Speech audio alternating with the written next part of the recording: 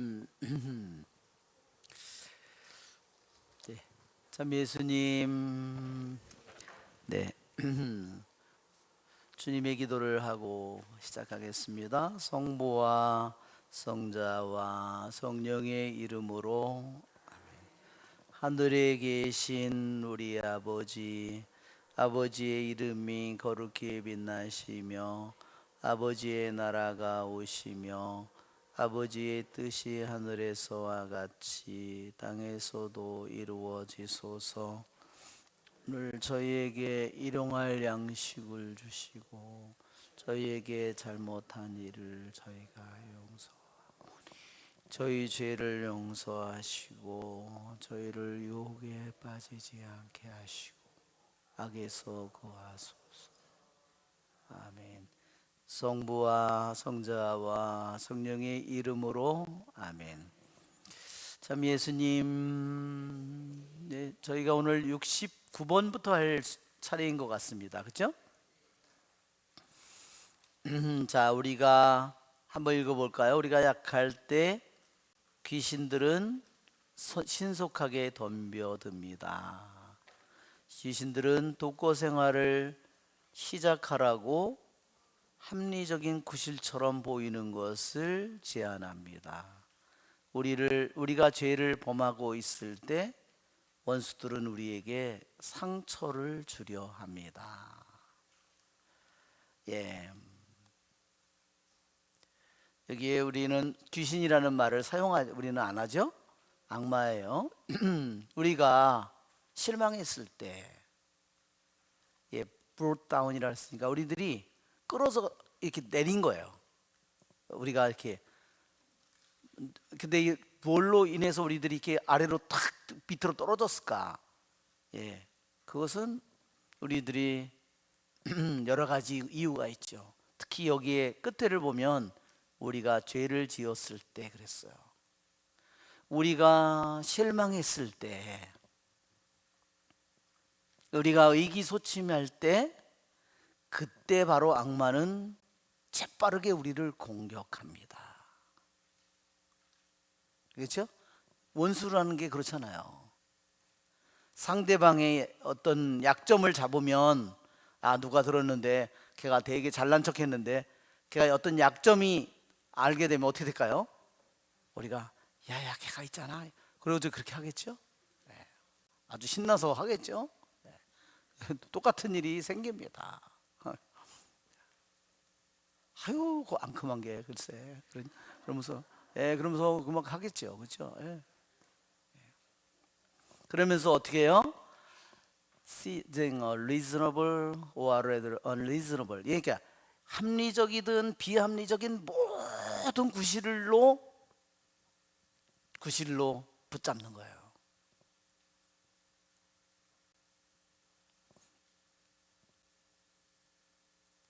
그것이 악마의 공격 전술이다. 그러니까 여러분 한번 보세요. 얼마나 비겁한 놈인지 한번. 그렇죠? 어떤 사람이 약해졌을 때, 그렇죠? 도와주는 게 아니라 그때를 이용해서 모든 구실을 다 핑계를 대가지고 그 영혼을 공격하는 거예요. 그래서 어떻게 하죠? Advise us to adopt life. 예, 독수 생활을 하라고 권고하는 거예요. 야, 너 봐라. 그렇게 너 있으니까 공동체에서 맨날 상처받잖아. 근데 뭐더러 거기서 있어? 혼자 네가 나가서 독수 생활하면 그런 꼴도 안 보고 너가 얼마나, 그렇죠? 그러니까 얼마나 달콤해요. 야, 못하러 내지어 가서 뭐 그런 꼴 당하면서 왜 가서 있어? 그렇죠? 왜? 예. 왜 그 단체에 들어가서, 예. 이렇게 우리에게 하면서 굉장히 권고하고 도와주고 충고하는 것처럼 보이지만 이제는 그 공동체에서 떠나면 그 영혼은 어떻게 될까요? 자기를 공동체 안에서 자기를 정화시키고 자기를 버릴 수 있는 길은 없어지는 거죠. 그렇죠, 여러분? 여러분 결혼 생활에서 우리 지난번에도 어떤 분이 그러시더라고요. 꿈이 뭐였냐면 결혼해서 오직 이혼하는 게 꿈이었다고 그러더라고요.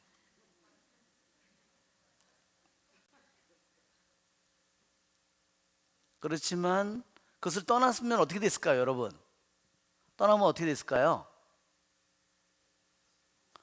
더 멋있는 환상적인 사람을 만날 수 있을까? 어떻게 됐을까요? 네.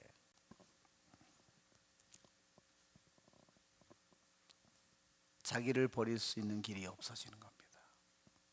자기는 완전히 망가지는 겁니다. 그렇죠?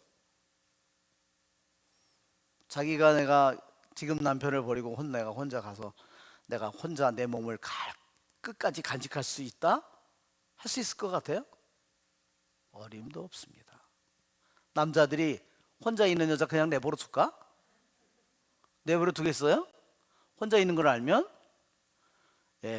짐승같이 덤비겠죠. 노리겠죠.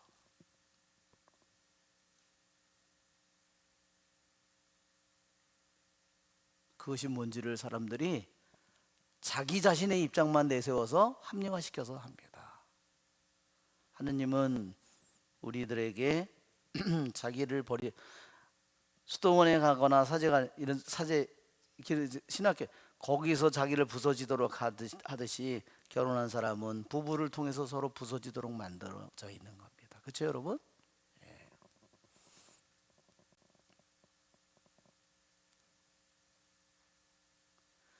우리 적의 목적은 뭐냐면 우리가 죄를 지을 때 우리에게 상처를 입히는 겁니다. 결정타를 매기는 거죠. 어떤 조그마한 죄를 지어서 내가 내 자신 때문에 실망하고 위축되었을 때 가장 치명적인 공격을 해서 완전히 멸망하도록 만드는 게 악마의 목표예요. 자, 그 다음에 69번, 70번을 우리가 한번 볼까요? 의사가 당신을 도울 수 없다고 말하면 다른 의사를 찾아가야 합니다. 왜냐하면 의사의 도움 없이는 병이 나을 수 없기 때문입니다. 솜씨 좋은 조타수가 타고 있는데도 배가 좌초했다면 만일 조타수가 없다면 그 배는 분명히 침몰했을 겁니다. 자, 이 우리의 영혼의 영적인 여정에서 자기 영혼의 지도자, 영적인 아버지를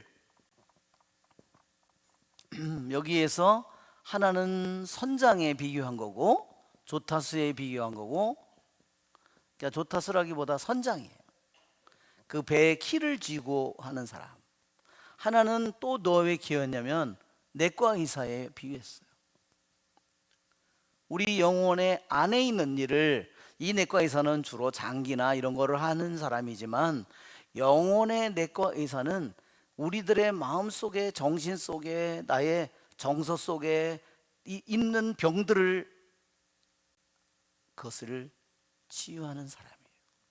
이 두 가지로 비유한 겁니다.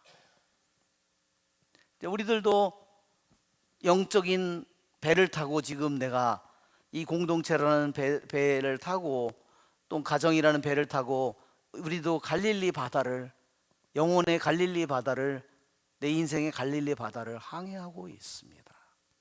그렇죠, 여러분?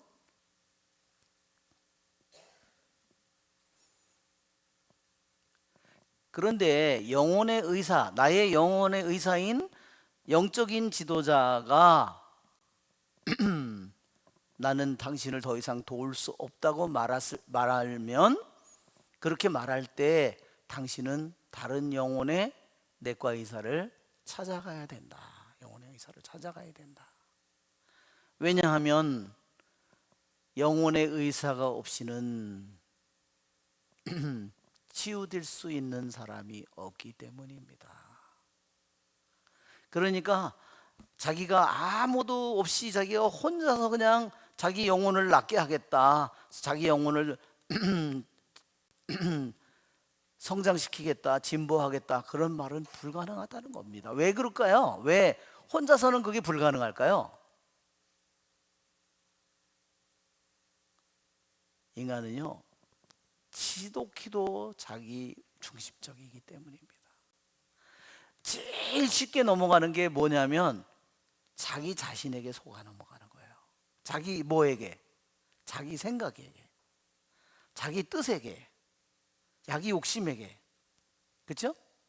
남편이나 아내 보면 누가 옳아요? 아내가 보면 아내가 옳아요. 남편이 보면 남편이 옳아요. 자식이 보면 자식이 옳아요. 엄마 아버지가 보면 부모가 옳아요. 다 지극히 자기중심적이에요. 그러기 때문에 우리들이 자기 영혼의 지도자가 없이 자기 혼자 생각만으로 그렇게 10년, 20년, 몇십 년을 해도 성장이 되지 않은 겁니다. 또 하나 여기도 보면 그래서 아주 숙련된 이 파일럿 조타수가 있는데도 배가 말하자면 좌초를 만났다면 파일럿이 없는 조타수가 없는 배야 오죽하겠느냐. 그건 말도 할 필요가 없다는 거죠. 자, 그 다음에 71번을 볼까요? 겸손은 순종에서 나며 겸손에서 무정념이 나옵니다. 우리가 비천할 때 우리를 기억하셨다. 주님의 자애는 영원하시다. 원수들에게서 우리를 해방시키셨다. 주님의 자애는 영원하시다. 시편 136편. 그러므로 순종에서 무정념이 나오며 무정념을 통해서 겸손의 목표가 달성된다고 말할 수 있습니다. 자, 네, 뭐에서 여기에서 말하듯이 겸손에서 뭐가 나와요? 겸손으로부터 순종으로부터 잘못됐네요. 순종에서 겸손이 나오고요. 겸손에서 뭐가 나와요? 여기에서 무정념. 그러니까 우리들이 자신의 욕정이나 모든 것으로부터 완전히 자유로운 그 상태를 우리들이 얻게 된다는 겁니다. 자, 시작은 뭐냐면 시작은 순종이에요. 뭐에 순종을 해야 될까요? 주님의 말씀에 순종해야죠. 주님의 말씀에 자기 생각이든 자기 주장이든 자기 뜻이든 자기의 결정이든 그렇죠? 그런 것들을 갖다가 순종시켜야죠.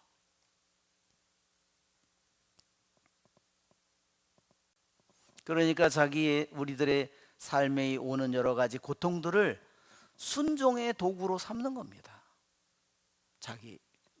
우리의 평범한 나의 삶 속에서 그러나 이 모든 것을 다 피하려고 그래. 조금만 고통이 오면 이것도 피하려고 그러고 저것도 그런 사람은 자기 인생의 모든 기회를 다 놓친 거예요. 그러면 죽을 때 어떻게 될까요?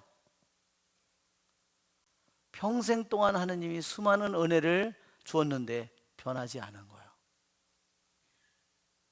정말 너무나 최악의 영혼으로 하느님께 가는 거죠. 그러니까 우리들이 이 순종이라고 하는 것이 왜 이렇게 한번 보세요. 한번 하와가 이루어놓은 불순종을 한번 비교해 보세요. 순종이 왜 그렇게 중요한가? 오직 단 하나의 계명이 있었는데 그 계명을 불순종했잖아요. 그러면 순종이 얼마나 많은 거 우리들에게. 순종은 결국 뭐예요? 주님께서 말씀하셨어요. 누구든지 나를 따르는 사람은 자기를 버리고, 요즘 사람들은요 자기를 버리려고 하지 않습니다. 자기 인생만을 살려고 합니다. 왜 아기를 안 낳겠어요? 행복하고 즐겁고 기쁘고 이렇게만 사는 거예요. 그거는요 최악의 삶이에요. 그러니 조금만 힘든 일이 오면 어떻게 할까요? 가정 불평에 불만에 뭐 고발에 뭐에 끝이 없이 벌어지는 겁니다. 무서운 거예요. 자기만을 하는 이 삶이 이거잖아요. 자기만을 위해서 얼마나 무서운 삶을 사는지 몰라요. 그래서 순종에서 겸손이 나옵니다. 순종이 겸손을 낳는 거죠. 마치도 순종이 엄마인 것처럼 겸손을 낳는 겁니다. 하루아침에 이것이 아니죠. 5년, 10년 이 삶을 통해서 겸손이 나오는 겁니다. 그런데 이런 것이 없을 때, 불순종이 있을 때 여기는 뭐가 끝까지 남아요? 불순종에는 자기가 점점 더 강해지겠죠. 자기가 점점 더 커지겠죠. 그러니 어떻게 되겠어요? 모든 사람하고 힘든 관계가 됩니다. 그렇죠? 모든 사람들하고 힘든 관계가 되죠. 모든 게 잠든 뭐가 될까요? 다 불평불만이 되겠죠. 그러니까 어떻게 되겠어요? 욕심은 점점 많고, 그래요? 세상적으로 행복하고 즐겁고 기쁘고 이런 삶을 찾아요. 그러니까 늙으면 돈 벌어서 그래 골프나 치고 어디 가서 해서 편안하게 맛있는 거나 먹고 여행이나 다니고, 최악의 삶이에요. 왜 최악의 삶일까요? 영원히 그렇게 할 수 있을까요? 자기의 영혼의 그 아름답고 소중한 모든 시간을, 하느님께 가도록 만들어져 있는 시간을 다 잃어버렸잖아요. 어디 속에서 살았어요? 세상에 즐겁고 행복한 모든 그 부자가 그러죠? 이제 아무 걱정 없다. 실컷 먹고 마셔라. 그렇죠? 오직 뭐밖에 없어요? 자기밖에 없어요. 즐기는 것밖에 없어요. 여러분, 돈이 많은, 그래서 그것이 주님께서 라오디케, 네가 부자라고 하지만 사실은 너는 가난하고 헐벗고 비참하고 불쌍하고, 그렇죠? 눈멀고, 그렇게 말하는 겁니다. 그게 세상에 좋은 거를 거기에 좋은 거라고, 그건 세상의 생각이에요.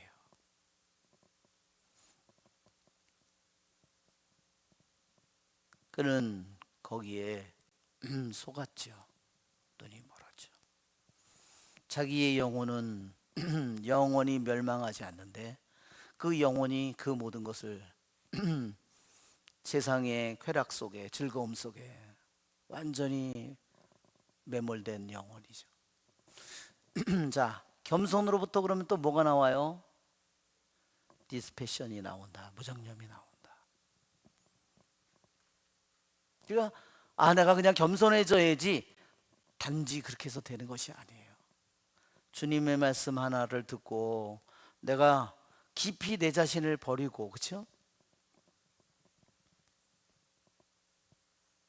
그 겸손은 뭘까요? 겸손은 자기를 다 버렸습니다. 그래서 나온 겸손은 뭘까요? 자기가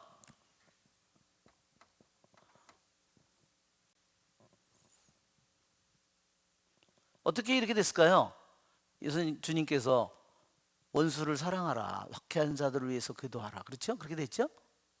자기가 어디 있어요? 자기 뜻이 어디 없죠?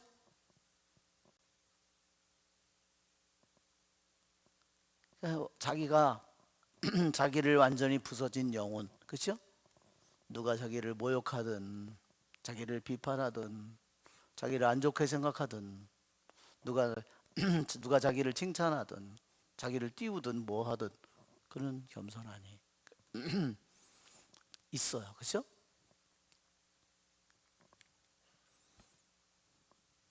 이런 것이 없을 때 조금만 이렇게 자기로 가득 차 있으면 어떻게 해요? 조금만 누구를 통해서 단 한마디 말해도, 야, 걔 있잖아, 못 쓰겠어, 걔 이상해, 응? 걔 다 좋은데 한마디만 싹 들어봐. 그럼 어떻게 돼? 난리가 나, 난리가. 그래?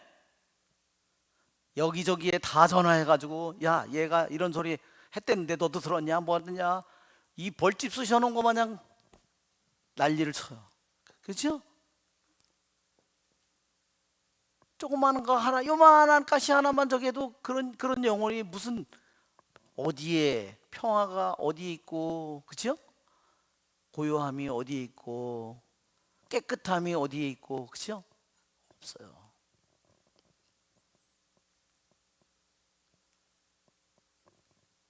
그러길래 우리 순종을 통해서 겸손을 낳고 그 겸손에서 무정념이 나옵니다. 겸손이 이런 영혼 아무리 악마가 공격하도 어떻게 하죠? 모욕을 당하든 비판을 당하든 짓밟든 흔들리지 않습니다. 오히려 더 강해집니다. 왜? 그것이 주님과 함께 죽는 길이기 때문에. 주님과 함께 완전히 죽는 길이잖아요, 그게. 그러니까 그 영혼이 더 모욕을, 주님의 이름으로 모욕을 당했다고 오히려 밖에 사도들이 기뻐하면서 나왔잖아요, 오늘 독서에도. 그렇죠? 그렇게 되는 겁니다. 그런 거를 들을 때 이 영혼은 더욱더 강해집니다. 흔들리고 하는 게 아니라, 그래요. 저는 하느님, 이게 뭐죠, 겸손? 하느님 앞에 자기는 아무것도 아닙니다. 나띵이에요. 저는 아무것도 아닙니다. 하느님만이 모든 거지요. 그게 겸손입니다. 모든 판단도 모든 저기도 오직 주님께 맡기는 거죠. 왜냐하면 주님께서는 우리의 겸손함 속에서 우리를 기억하십니다. 왜? 하느님이 모든 것이기 때문에 그런 거죠. 하느님이 모든 것이 돼. 주님께 청하는 오직 한 가지, 주님의 집에 사는 것이라네. 주님 하나로 충분하지 않다면 내가 주님을 제대로 믿지 못하는 거죠. 주님이 분명히 모든 것인데 주님만으로 내가 충분하지 못하다면 나는 분명히 주님이 아닌 딴 곳에 내가 너무나 마음을 많이 빼앗기고 거기에 믿고 있는 거죠. 그러기에 주님께서는 우리의 겸손함 속에 있는 우리를 기억하십니다. 그렇게 주님, 저는 아무것도 아니라고, 주님, 저는 정말로 보잘것없는 영혼입니다. 그럴 때 주님께서 우리의 원수로부터 우리를 구원해 주신다. 여기에 그렇게 되어 있습니다. 그러므로 우리에게 어떤 것도 막지 못합니다. 순종으로부터 무정념이 나온다고 아무도 말하는 것을 막지, 당연하죠. 순종에서 겸손을 하고서 무정념이 나온 것처럼 순종에서 무정념이 나왔다고 말한다는 겁니다. 말할 수 있다는 거죠. 왜냐하면 겸손은 뭐예요? 무정념의 시작입니다. 그러면 이 무정념은 뭘까요? 하느님과의 합일이죠. 고요지요. 평화죠. 그렇죠? 모든 것이 다 하느님이 본래 창조한 우리 인간의 모습이 완성된 거죠. 그래서 마치도 모세가 율법의 시작인 것처럼 이 비유를 이렇게 한 거예요. 겸손함에서 무정념이 시작된다는 것을.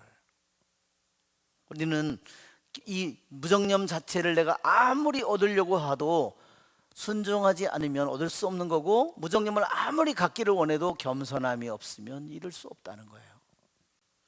겸손함을 통해서 무정념이 이미 시작되고 있다.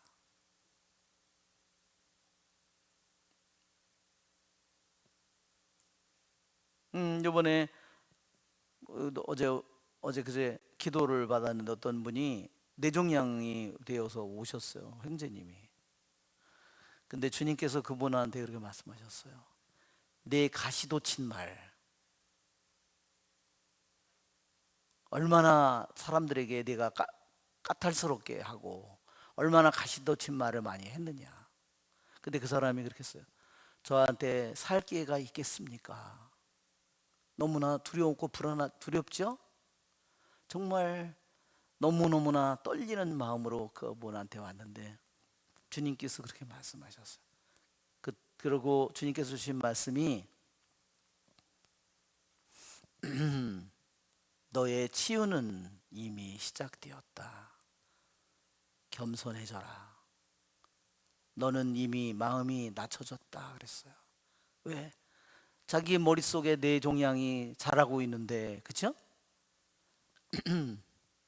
정말 너무너무나 떨리고 정말로 작아진 마음으로 너는 이미 낮아졌다. 너의 치유는 이미 주님께서 시작되었다. 그렇게 말씀하셨습니다. 그러니까 자신이 지은 죄가 뭔지를 모르고 사는 거죠. 그게 세상을 사는 방식이라고 생각하고 사는 거죠. 직장이나 가정이나 속에서 얼마나 많은 가치도 친말과 수많은 사람들에게 고통을 주었을까. 그는 자기 머리에 종양이 생기니까 이제 자기가 무슨 짓을 했는지 하느님이 깨닫도록 인도하신 겁니다. 자, 그 다음에 보면 딸이 어머니를 완전하게 해줍니다. 여기에 뭐라 그랬냐면 마치도 성모님께서 회당을 완전하게 하는 것과 같습니다. 그렇죠? 분명히 성모님은 회당에서 나왔는데 회당의 딸이잖아요. 구약의 딸이잖아요. 구약의 딸인데 그 딸이 엄마를 오히려 완성해요. 구약의 모든 율법과 모든 걸 완성하는 것처럼.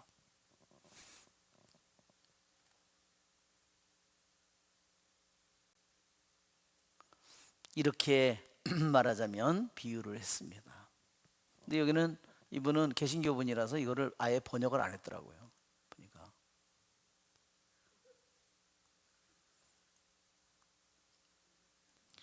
자,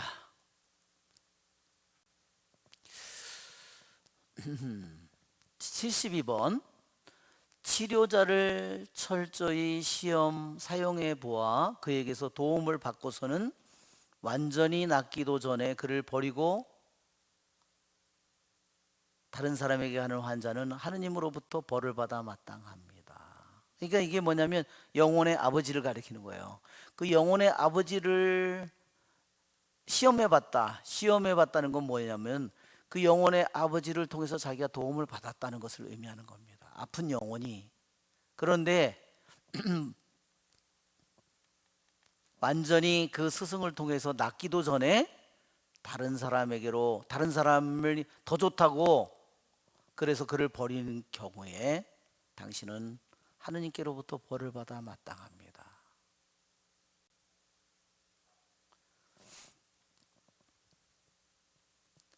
그대를 주님에게로 데려다 준 그의 손으로부터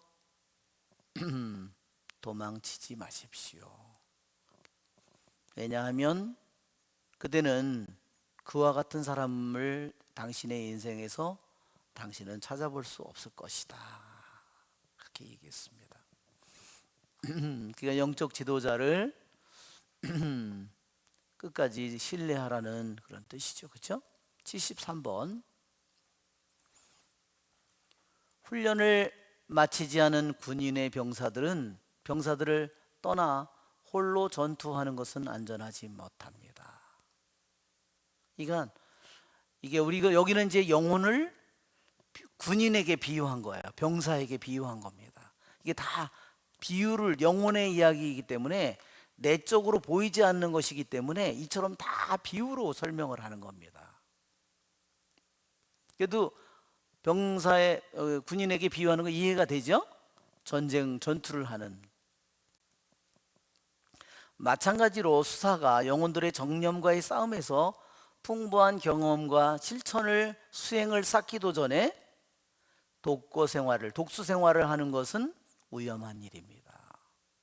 전자는 자기의 육신을 위태롭게 하고 후자는 독수 생활을 하는 것은 자기의 영혼을, 전자가 공동체 생활하는 것은 육신을 위태롭게 한다고 본다면 독수 생활을 하는 것은 육신이 아니라 영혼 자체를 위태롭게 한다고 그랬어요. 성경은 혼자보다는 둘이 낫다 말합니다.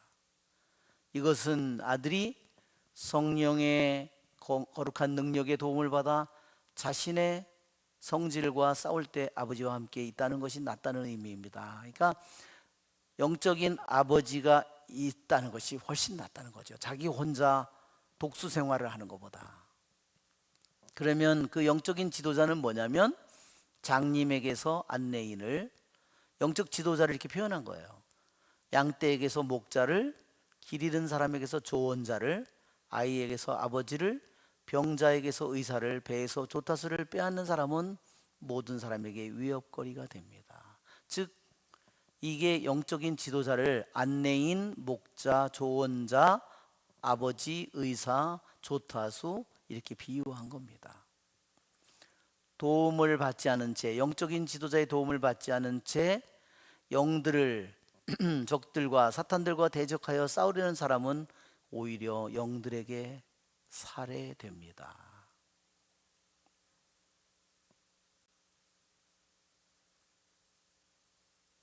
예, 그래서 여기서 말한 것은 경험이 아직 부족한 병사가 자기의 연대를, 자기 부대를 떠나는 것은 위험한 일이다. 연대를 떠나서 자기 혼자 전쟁에 나가는 거, 그렇죠? 자기는 제대로 배우지도 않았는데 적이 어떻고 적의 전법이 뭐고 자기가 가져야 될 무기가 뭐고 자기가 어떻게 경계를 세우고 모든 것들을 알아야 적과 같이 싸워야 되는데 그런 것도 배우지 않은 상태에 혼자 나가서 싸우겠다고 하면 결국은 적의 공격과 전술에 결국은 멸망할 수밖에 없다. 여기에 뭐라고 그랬냐면 수도자가 독수 생활을 시도하는 거, 혼자 살겠다고 시도하는 거, 뭐 하기 전에 많은 경험과 뭐에 대한 동물적인 패션이라고 그랬어요. 애니멀 패션. 우리들은 모두가 이런 애니멀 패션을 가지고 있는 겁니다. 동물적인 그렇죠? 우리들에게 영혼육이 이렇게 영혼육이라면 우리의 육에 뭐가 있어요? 여기에 육적인 부분은 무슨 부분이에요? 이것은 동물적인 부분이잖아요. 여기에 그렇죠? 우리들에게 식욕, 성욕, 수면욕 이건 동물과 똑같은 영역이에요. 이게 애니멀 패션이라고 이거다. 동물적인 예, 욕정이라는 거죠. 우리들 안에 이런 그러니까 우리들 안에 있는 저런 부분을 우리들이 잘 받아들이고 지켜보고 인정해야 된다는 거예요.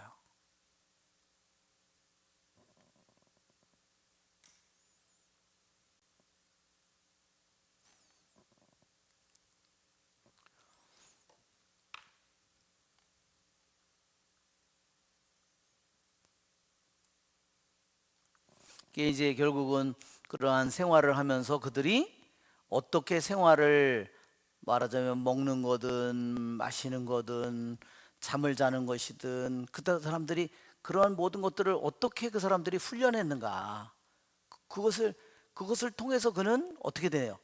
정말로 점점 더 깨어 있고 아주 잘 준비되어 있고 적의 공격이 올 때 예민하게 그것을 알아차릴 수 있는 영혼이 되는 거죠.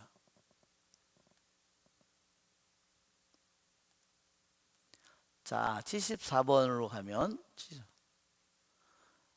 병원에 온 환자에게는 우선 아픈 곳을 지적해 주어야 하며 순종을 시작한 사람은 겸손을 나타내야 합니다. 통증이 사라지는 것은 건강을 회복한다는 신호요. 자기 비판의 증거는 순종의 신호입니다. 이보다 더 분명한 신호는 없습니다. 자, 여기에 좀 여기 이렇게 됐어요. 처음에 병원에 들어가는 사람들은 자기의 병을 나타내 주어야 한다는 거예요. 자기 병을 지적해 주는 게 아니라요, 자기 병을 보여줘야 한다는 뜻입니다. 좀, 좀 이상하게 저기가 됐어요. 무슨 소리인지 아시겠죠? 병원에 들어간 환자가 자기의 증상이 뭐고 병이 뭐고 그것을 다 제대로 알려줘야 될 거 아니에요. 그렇죠? 그리고 순종의 삶에 들어가기 시작한 사람들도 뭐를 보여줘야 돼? 자기의 겸손함을 보여줘야 된다.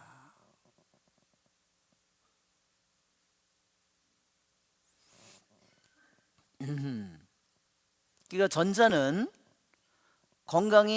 그들의 건강이 좋아졌다는 것이, 이러이러한 내가 병과 고통이 있었는데 건강이 좋아진 것은 뭐야? 그런 고통들이 하나하나 사라졌을 때 자신이 치유된 것을 느끼는 것처럼, 겸손의 생활을 시작한 사람들은 언제 그 사람들이 좋아진 것을 느끼느냐? 점점 남을 비판하고 남을 탓하고 세상을 원망하고 세상이 잘못되었다고 말하는 게 아니라 그 원인이 자기 안에 있다는 것을 점점 깊이 깨달아야 된다는 거죠. 이게 셀프 컨뎀네이션이라고 그랬어요. 그러니까 그것이 판단받아야 될 부분이 다른 사람이, 남이 나 아닌 다른, 우리 남편이, 우리 아내가, 우리 자식이, 우리 집안이 이렇게, 세상이 이렇게 하는 것이 아니라 자신의 이 모든 것의 뿌리를, 그것을 인정하지 않을 때 그 사람은 어떻게 됐겠어요? 자기의 비참함을 모른다는 겁니다. 자기의 비참함을 모르니까 그러면 어떻게 할까요? 쉽게 남을 비판하고 남을 판단하고 세상을 원망하고 판단하고. 그것은 순종하지 않은 영혼의 모습.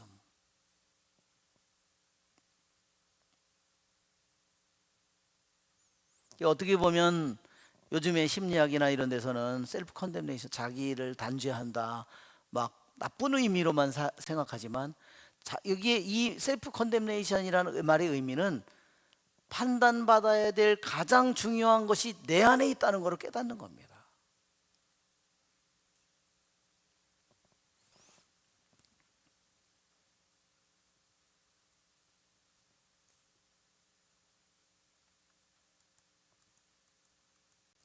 자, 그래서 우리의 양심은 순종의 거울이 되게 하십시오.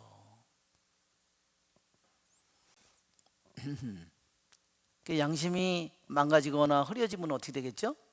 그 다음에는 순종, 그렇죠? 그 다음에는 하느님 말씀에 순종하는 길은 걸어가지 않습니다. 그러면 어떻게 돼요? 그 다음에는 세상의 길을 걸어가죠. 그렇죠? 세상이 옳다고, 예, 그렇죠? 그래서 주님께서도 말하죠. 우리는 위로부터 태어나야 된다. 땅에 속한 사람은 땅에 속한 사람은 뭐예요? 땅에 속한 것을 말한다. 그렇죠? 맨날 뭐가 좋고 뭐가 좋고 어디 하면 돈을 벌고 뭘 하고 맨날 그런 것만 얘기하죠.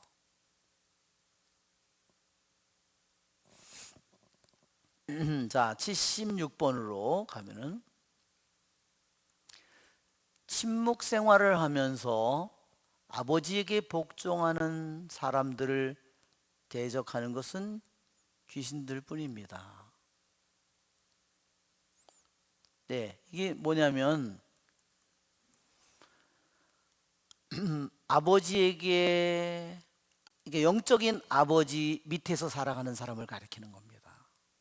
영적인 아버지 아래에서 침묵 속에 살아가는 사람들, 그런 사람들에게는 오직 악마를 가졌는데 어떻게 했냐?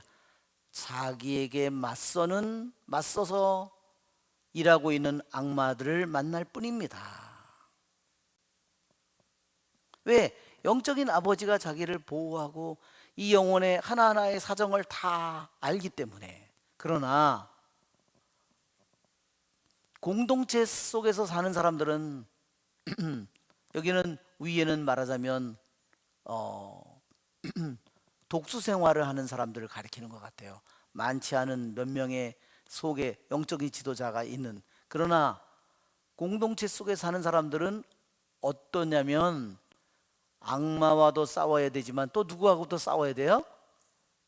인간과도 싸워야 합니다. 적이 두 가지라는 거예요.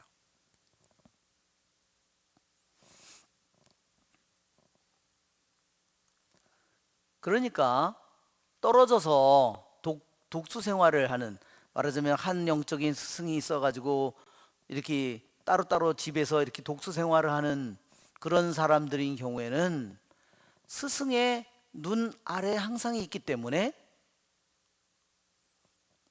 그의 명령을 아주 엄격하게 지키게 됩니다. 왜냐하면 영적인 스승이 그 사람들이 하는 행동을 보면 금방 알잖아요. 그 사람의 발걸음, 그 사람의 몸짓, 그런 것만 보더라도 맨날 단순한 생활이니까 금방 안다는 거죠. 그러나 공동체 속에서 많은 사람들 속에서 살을 때는 어떻게 되냐? 스승이 없기 때문에 어느 정도까지 명령을 어기게 됩니다. 더 규율이 느슨한 거죠. 영적인 스승의 눈길이 없으니까 자기도 모르게 느슨해지고 많은 또한 잘못을 저지르게 된다. 그러나 조심하고 근면한 사람, 이러한 공동생활에 있는 단점을 보완하기 있는 것 이상으로 그 공동체 속에서 부딪히고 공동체 속에서 깨어지고, 이게 말하는 거예요. 그거를 견딤으로써, 예, 그렇죠. 거기 보면 공동체 속에는 별 사람 다 있잖아요. 그렇죠? 예. 어떤 사람은 까다로운 사람도 있고 어떤 사람은 너그러운 사람도 있고, 그렇죠? 그렇죠? 가시돋친 말을 하는 사람도 있고 비판적인 사람도 있고, 그런 공동체 속에서 충돌과 그런 부서짐과 깨어짐과 그걸 견딤으로써 그 공동체 생활에 있는 단점 이상으로 보완을 하는 사람, 그런 사람은 이중의 왕관을 얻게 됩니다. 그러니까 어디에 더 완벽한 저기가 있는 것이 아니라 그러한 속에 여러 가지 위험성과 단점이 있지만 어떻게 그것을 받아들이냐에 따라서 다른 길을 가게 된다는 겁니다.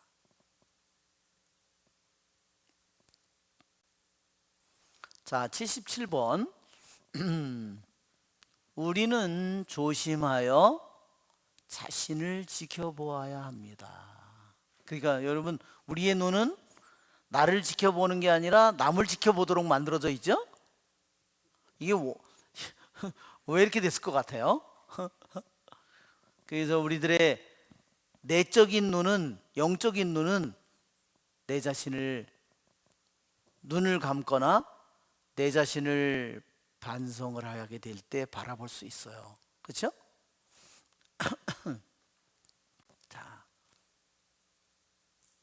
여기에 뭐라 그러냐면 let us keep guard over ourselves with all care. 그런데 말하자면 우리들 자신을 잘 지켜봐라, 그 말이에요. 나 자신을.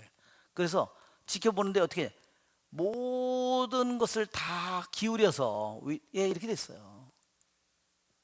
지켜봐야 될 거는 남이 아니라 내 자신의 마음이 어떻게 움직여가는지, 내 마음이, 그렇죠? 내 마음이 내가 어떻게 해서 기뻐했어. 근데 진짜 기뻐해야 될 이유인지, 내 마음이 무엇 때문에 기뻐했는지, 내가 슬퍼했다면 왜 슬퍼했는지, 슬퍼한 이유가 뭔지, 그 이유를 잘 생각해 봐야 되는 거예요. 좋지 않은 이유로 기뻐했어요. 걔가 뭐가 안 됐대, 잘못됐대, 쌤통이다. 그건 진정한 기쁨이 아니야. 그죠? 그건 내가 내 안에 부서져야 될 부분이잖아. 그건 나의 내 열등감일 수도 있고, 그렇죠? 나의 안에 있는 세상적인 마음일 수도 있고, 분명히 거잖아요. 그러니까 자기 자신을 잘 지켜봐야 되는 거예요. 그래야지 자기의 숨겨진 모습을 아는 거예요. 그래서 항상 그랬잖아요. 지난번에도 우리 그 비안내 성인께서 죄는 뭐냐? 히디어스니스라고 그랬어요. 숨어 있다. 죄는 숨어 있. 내 안에 숨어 있는 겁니다.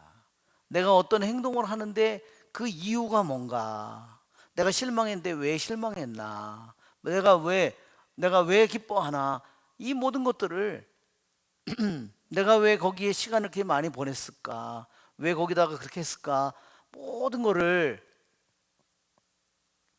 그냥 대충으로 본다면 내 자신의 내면을 알 수 없어요. 내 자신에 대해서 경비를 세워라 그랬어요. Keep God. 예, 경비병을 세우는데 내 돈을 재산을 훔쳐가는 거 그거를 막기 위해서 경비 쓰는 게 아니라 내 자신을 도둑 맞는 거예요. 결국은 내 영혼을 도둑 맞는 거잖아요. 모든 것을 다 기울여서 내 자신을 잘 지키십시오.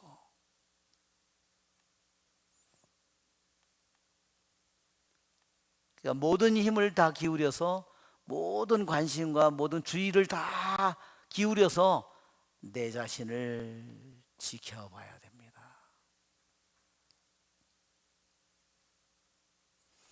항구가 배로 가득 차면 서로 부딪히게 마련입니다.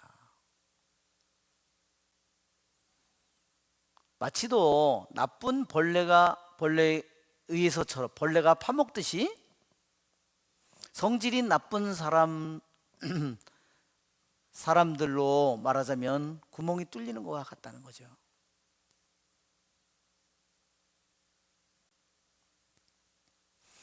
그러나 남들에 의해서 구멍이 뚫리고 배가 구멍이 뚫리고 그렇게 될 수는 있다고 하더라도 가장 중요한 것은 내가 내 자신 안에 어떠한 그런 숨어있는 모습이 있는가를 잘 지켜봐야 되는 겁니다. 그런 거를 내가 발견하게 되면 어떻게 될까요? 내가 점점 다른 사람들에 대해서도 너그러워지겠죠? 아, 이런 모습이 모든 인류에게 있구나.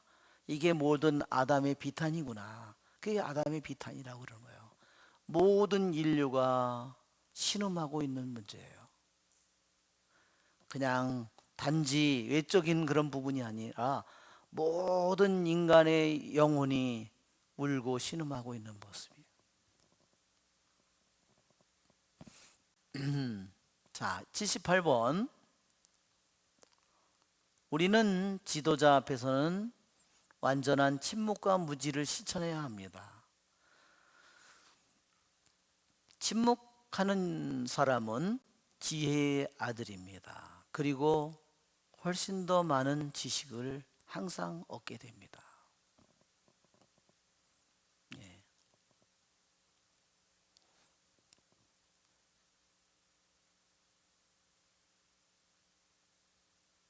그래서 우리 요즘에는 카페가 너무 많이 발달해 있죠. 카페 가는 것도 너무나 행복한 일이기도 하지만 카페가 너무 우리들이 그것이 나의 삶의 많은 부분을 차지하면 안 돼요. 그렇죠? 그것은 결국은 앉아서 있다 보면 오래 앉아 있다 보면 할 얘기는 없고 남 얘기를 하고 결국은 죄를 짓게 되는 겁니다. 그렇죠? 그죠?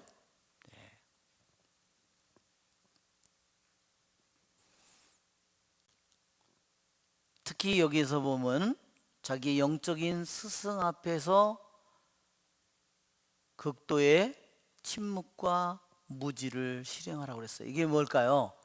그 영적인 스승이 완벽한 사람이기 때문이 아니라 그 앞에 자기의 뜻과 생각을 내려놓는 순종을 배우는 방법이라는 겁니다.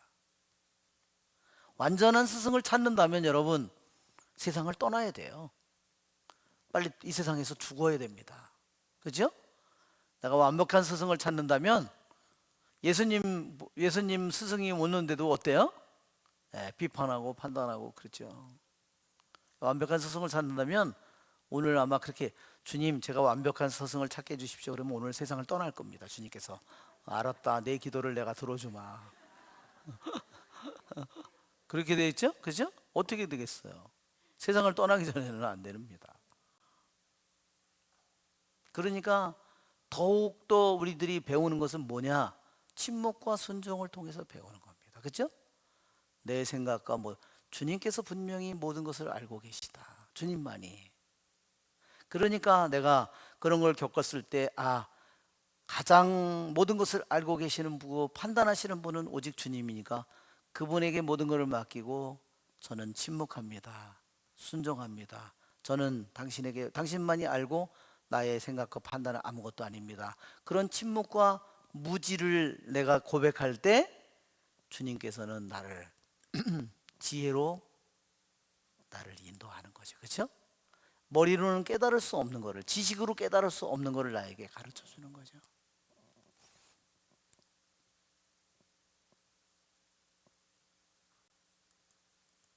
그래서 이냐시오 성인의 전기에 보면 그분이 어느 날 밤에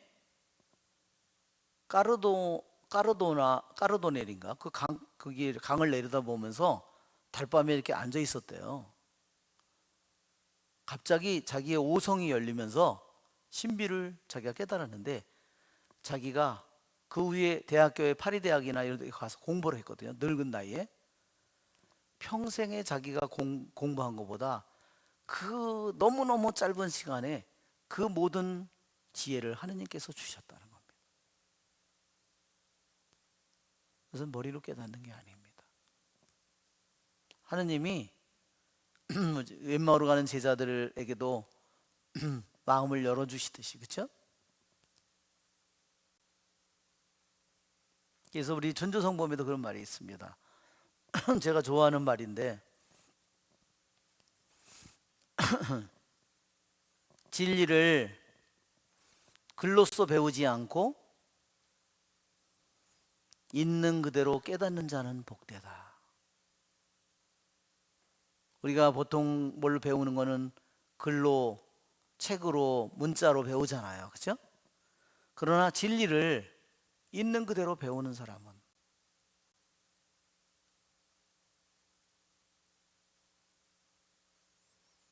그것이 바로 우리들이 이러한 것을 우리들이 배우고 이런 것을 통해서 겸손함을 배우고 하느님의 무한한 그분의 권능을 우리가 배우고, 그분은 언제나 우리를 지식으로만 배우는 것이 아니라 우리들의 마음으로 배우도록 그 길이 우리들에게 항상 나에게 주어져 있는 거예요. 그렇죠? 성령을 통해서 어떻게 그들이 그렇게 변했을까? 그거는 지식으로 변했을까요?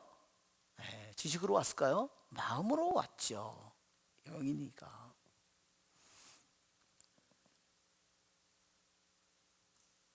자, 79번. 나는 어느 수도사가 순종하면서 지도자의 말을 기다리는 것을 지켜보면서 몹시 두려웠던 적이 있습니다. 왜냐하면 그것이 그를 겸손하기보다 교만하게 만드는 것을 보았기 때문입니다. 예, 여기 보면 이렇게 된 겁니다. 나는 한 수도자를 보았는데 그 수도자는 어떤 일을 주로 했냐면 장상의 입술로부터 말을 훔치곤 했다 그랬어요.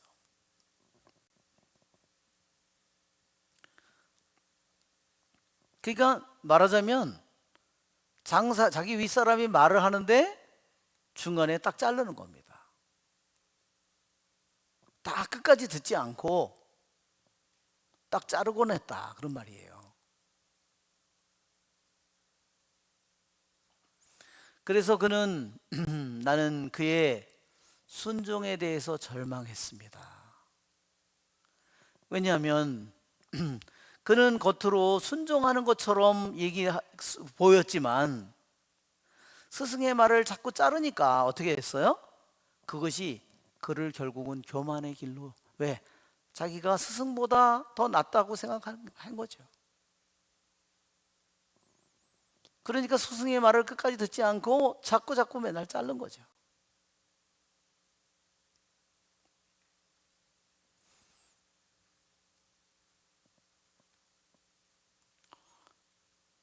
자, 80번. 우리는 언제 어떤 형태로 봉사가 기도보다 우월함을 차지하는지 부지런히 조심하여 지켜보아야 합니다.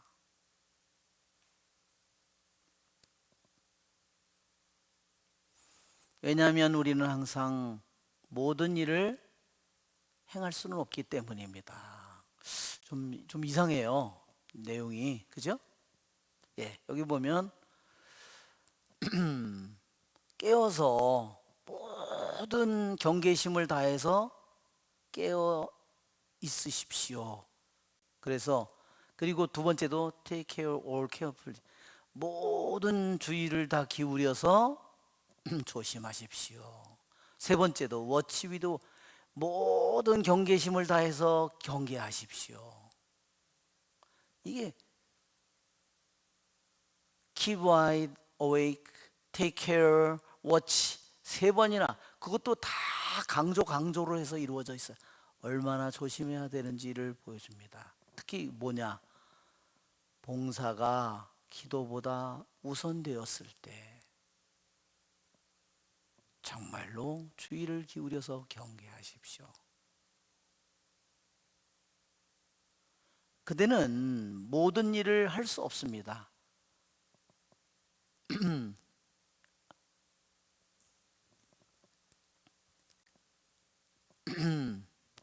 그대는 그 모든 것들을 다 항상 늘 다 할 수 없다는 겁니다.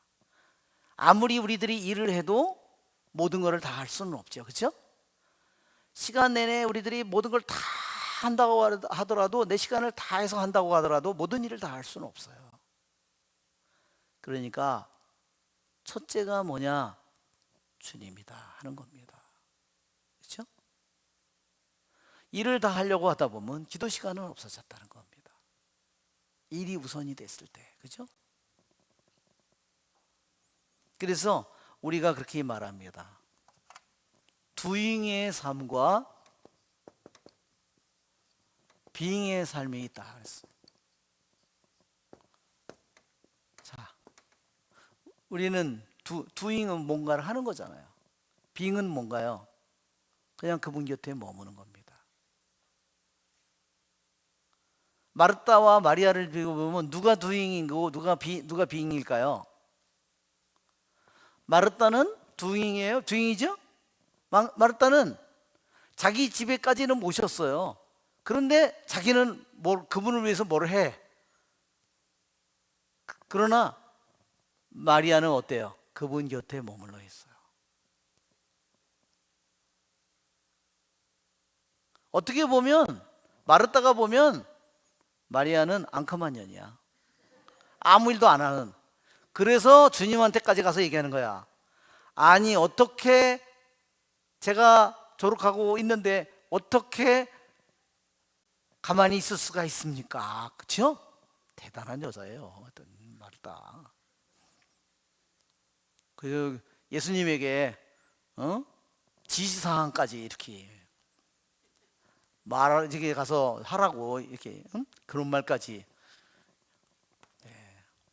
이게 doing을 하는 사람은 자기만이 모든 일을 한다고 생각할 수 있어요. 그렇죠? being이라는 것이 얼마나 중요한 일인지. 우리들이 결국은 천국에 가면 내가 무슨 일을 할까요? 우리들이 그분 곁에 있는 거죠. 사도 요한처럼. 그렇죠? 베드로와 사도 요한을 보면요, 사도 요한은 being이고요, 사도 베드로는 doing을 하고 있는 겁니다. 그렇죠? 그냥 물속으로 뛰어들잖아요. 배 타고. 그죠? 자, 우리들 자신이 나의 신앙생활 속에 doing도 있어야 되고 being도 같이 있어야 돼요. being이 없을 때 내가 그분과 함께 같이 머무르고 그냥 그분 곁에 있는 성체조배가 사람들이 그러잖아요. 성체조배는 보통 사람들은 힘들다. 왜? 아무 일도 안 하니까. 뭔가를 계속하면 묵주기도도 하고 뭐도 하고 다 하면 쉬운데 묵주기도도 하지 말고 뭐도 하지 말고 그냥 가만히 머리에 쥐가 나 이렇게 그렇죠? 그러니까 그거를 배우는 것까지가 힘든 거잖아요. 그분 곁에 머무는 행복을 알게 되는 사람, 알게 된 사람은 그렇죠? 그러나 그렇지 않은 사람에게는 그게 너무나 고통스럽고 힘든 일이에요. 너무 지루하고 무료한 일이 되는 겁니다. 그러니까 결국은 주행을 하는데 결국은 나아가는 거는 비용으로 가는 거예요. 그렇죠?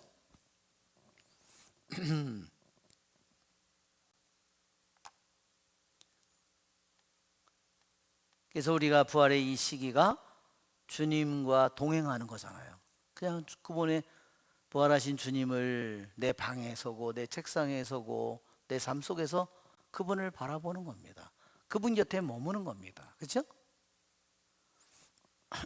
그것이 우리들이 끊임없이 이 부활의 시기에 우리들이 해야 될 이 부분이에요. 그분 곁에 부활하신 그분 곁에 머무는 거예요. 그래서 좀 손도 만져보고 알았죠? 그분도 한번 안아보고 그렇죠? 그렇게 해야 되겠죠? 네, 그것이 우리들의 부활의 삶이에요.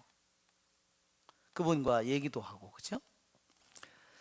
은총이 가득하신 마리아님 기뻐하소서. 주님께서 함께 계시니 여인 중에 복되시며 태중의 아들 예수님 또한 복되시나이다.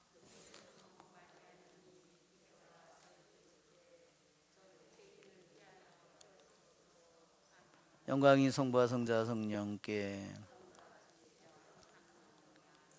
성부와 성자와 성령의 이름으로 아멘.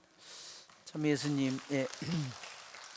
어제 제가 주교님한테 이런 책을 선물로 받았어요. 담화집이라는 책인데 이게 정말 이 책이요 주교위원회에서 500부만 비매품으로 만들었대요. 그래서 판매하는 게 아닌데 그래서 제가 이거를 여기 공부하러 온 사람들에게 이걸 한 권씩 주려고 이거를 제가 구할 수 없냐고 그랬더니 현재로는 길이 없어요. 그래가지고 그때 신부님이 했던 거기에 있는 분한테 한번 상의를 해본다고 했어요. 그래서 정말 그래서 이 천국의 사다리 강의가 끝나면 이 책으로 진짜 하고 싶어요. 이게 너무나 정말 너무나 소중한 내용이기 때문에 그래서 그래서 될지 안 될지는 모르겠습니다. 그래서 제가 인쇄비라도 다 드리고 그렇게 우리가 하겠습니다 그랬는데 모르겠던 거기다 연락을 해본다고 그랬습니다. 그래요 여러분, 네, 좋은 하루가 되시기를 빕니다.